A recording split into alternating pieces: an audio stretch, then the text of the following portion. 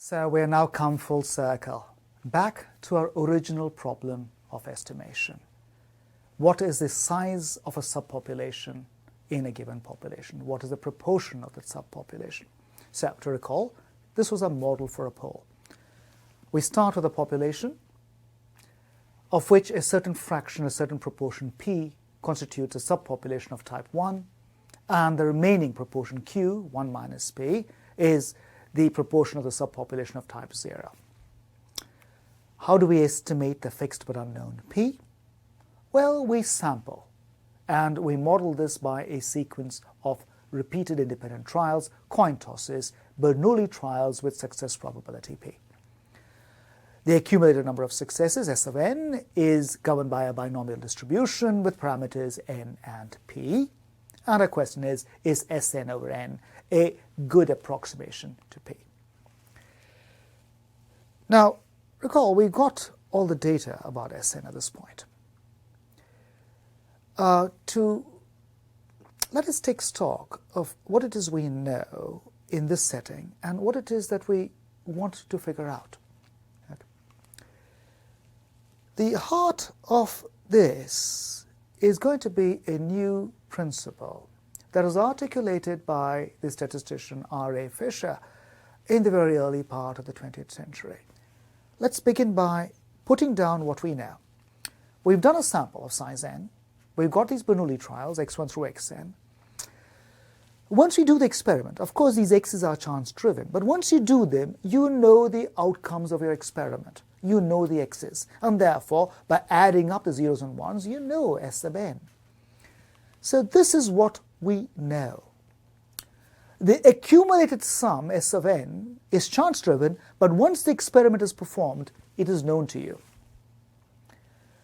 The experiment is driven by an underlying bias parameter p, the weight of your coin. This is a fixed real number. It is not at all chance-driven. It is fixed, it's deterministic. But sadly, we just don't know what it is. So, here is our question. I know this chance-driven entity once I do the experiment. I know S.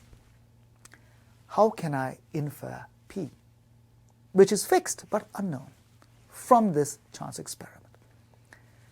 And Fisher articulated a very simple and elegant idea. His maximum likelihood principle just says, estimate the bias by that value which best explains the observation S. Now let's pause and savor this. It's so elegantly simple. Estimate the bias by that value which best explains the observation S. Only experience will teach a student that elegant, simple prescriptions like this are worth much, much more than ponderous, condition-beset settings where one is not even clear how one could go about doing something. The genius of such a simple prescription is that, one, it is transparent, and once articulated, it is clear that it is right. How else would we do it? And two, the simplicity of the pronouncement allows us to put together a formal evaluation framework relatively easily and simply. Let's go ahead and put a mathematical framework around this. So, what is the basic setting? We have conducted a sequence of trials with a coin with a fixed but unknown success probability p.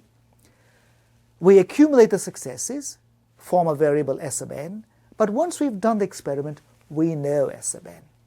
We're going to put this to good use. The idea is, treat p, the fixed but unknown probability of the coin, the bias of the coin, as a variable x to be determined. Why do I call it x? Well, of course, habituation and tradition have inured me to thinking of real variables as x, and so we won't buck tradition. I'm going to think of all possible values for the bias x, and then select that value which best explains the observation S. Or, in our setting, for any possible bias for the coin X, the chance of obtaining the observed S is governed by a binomial probability. And now the expanded notation for the binomial probabilities becomes useful. What is known here? I know the number of trials. I know n. What is known here? I know the observed value S.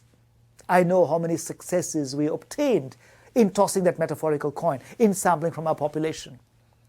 I know n and I know S.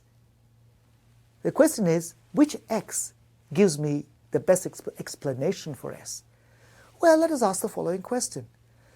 If the coin had a success probability X, what can I say about the probability that it gives me S successes in n trials? Again, what do we know? I know n, I know S. For each X, I can evaluate this probability. The maximum likelihood principle says something very clean and simple. Right? This probability, the binomial probability that I can write down, it varies as X varies. What can we say about it? Well, let's massage it a little bit. The idea is, I'm going to select that X, which maximizes this probability. A little algebraic massaging will make matters simple. What matters is the fraction S over n, which is going to represent the proportion of ones in my sample. Let's multiply and divide by n to get everything in terms of the fraction S over n. Now, on the right-hand side, you'll find x to the power n times S over n, and 1 minus x to the power n times 1 minus S over n. The two things on the right both have a power n in them. Let's group them and raise the power n outside. Then we have an expression of the following kind. In the square brackets, x to the power S over n times 1 minus x to the power 1 minus S over n, the whole product to the power n. Our goal is to find an x which maximizes the quantity on the right. Now, the binomial coefficient n choose s is neither here nor there. It's a fixed constant. It does not affect the value on the right-hand side as x varies. Power functions are monotonically increasing functions. Right? So the listener knows how the power functions go. Right? The function x goes like this, x squared goes like a parabola, x cubed goes up even faster. All powers increase steeply. They are monotonically increasing. And therefore, if I want to maximize the right-hand side by varying x, it will suffice to maximize the thing inside the square brackets. And this gives rise to this beautiful maximum likelihood principle. Suppose I observe S successes in n trials. The fraction of successes is S over n. Let's give it a name. Let's call it R. What I would like to do is to find that value x, which maximizes the product of x to the power r times 1 minus x to the power 1 minus r. This, of course, for each given r, is a function of x. Let's call it f of x. All right, now we have this clean and beautiful mathematical problem. I'm given r because I'm told s and I know n. Given r, I'm going to look at a function f of x, which is x to the power r times 1 minus x to the power 1 minus r. Find where its maximum lies. Of course, it's going to depend upon r. Right? It's easiest here to simply draw a bunch of graphs and explore what happens to this function as r varies between 0 and 1. And let's promptly do this. Here are various graphs of the function. I've given you examples when r is 0.2, r is 0.4, r is 0.5, r is 0.6, and 0.8. And even a cursory look at these graphs shows that the function where r is 0.2 has a peak, a maximum value exactly at 0.2. The function with r is equal to 0.4 has a maximum value a little bit further delayed, but it occurs at exactly 0.4. The function when r is equal to 0.5 is completely symmetric on both sides of 1/2, and it achieves its maximum exactly at 1/2. when r is 0.6, the function achieves its maximum at x equal to 0.6, and when r is equal to 0.8, the function achieves its maximum at x equal to 0.8. The evidence is compelling, and at this point, the listener might be willing to quite believe that in fact the function f of x given by x to the power r times 1 minus x to the power 1 minus r is maximized for a given r precisely at the point x is equal to r. Remember, r represents the fraction of successes in my sample, s over n. The x value for which the function is maximized is exactly the proportion of ones in my sample, s over n. And this immediately gives us a strong reason to believe in the native intuitive procedure. Sample n and count the successes in that sample, look at the frequency by dividing by n, and this is your estimate of what your underlying p is. And in fact, in some sense, this is the best estimate you could come up with. This is the maximum likelihood estimate. This is that value of bias which best explains the observed data. Now, it's going to be hard to come up with much better motivation for saying this intuitive process of sampling and taking fractions is the way to do it. But of course, this leaves a couple of questions, right? Two new questions arise. The first, and we've alluded to this earlier, how big should the number of trials be? How big should the sample be? So that we can get an adequate confidence in our estimates.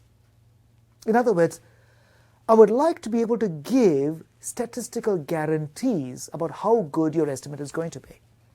And of course, the derivation of such estimates is going to be important. Because if we can't give guarantees, then in settings like public health, we are in a morass of uncertainty. Now, we'd like something more. We'd like to know with what kind of guarantee our estimates are good. Okay. So there's an issue of trying to tease out more information. And if I can do that, then a subsequent question would then be, how big does a trial have to be? How many trials before I can get adequate confidence? Now, this is going to require us to delve a little deeper into the structure and the nature of the binomial distribution. And so we should do that next. But before I do that, for that reader who doesn't believe in just the evidence of the pictures that the function f was maximized exactly at r, here is a pure calculus proof. For the reader who is willing to accept this in faith, she can simply skip over the next mini-lecture and move on to a digging into the innards of the binomial distribution. But for the reader who has got a little bit of calculus, not very much is needed. All that is needed is an understanding of a derivative and the fact that to maximize a function, you set a derivative equal to 0. For such a reader, follow along with the next mini-lecture.